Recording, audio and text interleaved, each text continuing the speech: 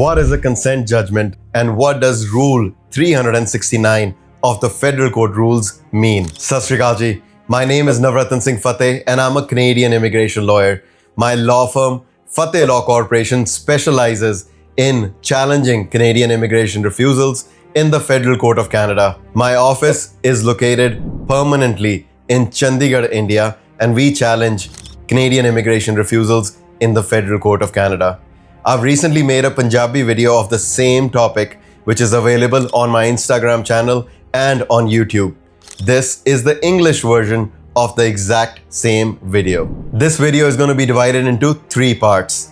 The first part will discuss what a consent judgment is in the Federal Court of Canada in the immigration context and the benefits of a consent judgment. 2, I'm going to go over the facts of this case and why it was crucial to get a consent judgment. 3, we are going to go over the judgment para to paragraph wise so that you can understand the importance of a consent judgment and what the judge ordered.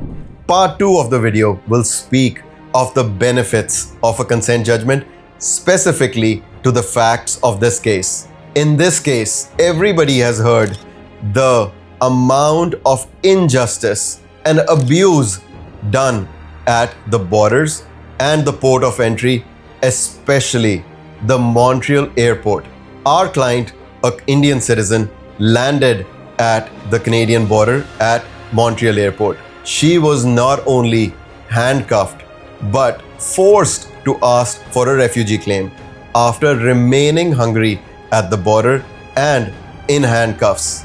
With all this pressure of the CBSA officer, of not understanding the French language, a translator who was equally abusive to my client, she was forced to ask for a refugee claim. On one side, the immigration authorities will blame Indian nationals for coming to Canada on a visitor or a student status and requesting refugee claims. And on the other side, immigration authorities, CBSA, will blatantly abuse their authority and force the clients to claim refugee status in Canada.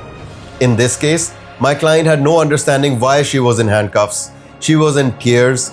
She was hungry. She had been detained for more than 6 hours. With all this abuse, she was forced to ask for a refugee claim. But by the time she had some food in her system, she was able to make a phone call to her brother in Canada. She realized this is not the right path. She immediately withdrew her refugee claim, at which point she was not only allowed, she was allowed definitely to take back her refugee claim, but she was humiliated, laughed at by the CBSA officers. And in exchange, they gave her a 1-year exclusion order. We fought this in the Federal Court of Canada. We asked for costs against the CBSA officer who blatantly abused their authority and put an exclusion order on my client. Not only was my client in tears, this is a blatant abuse of the process of law. We fought this in the Federal Court of Canada. Realizing their mistake, the Department of Justice agreed for a consent judgment, and this consent judgment was given. Special benefits of the case are that we did not have to argue the case in oral hearing. Time was saved, and finally, if leave was granted in this case, the federal court judge listening to the oral hearing could have had a different decision. But it was in the best interest of all the parties to save time, save cost, and especially in the interest of justice to get this consent judgment and not fight this case further. Therefore, we agreed for the consent judgment, and this consent judgment was granted on March 20th. The next video will discuss what the judgment was, and we'll go para by para explaining the judgment.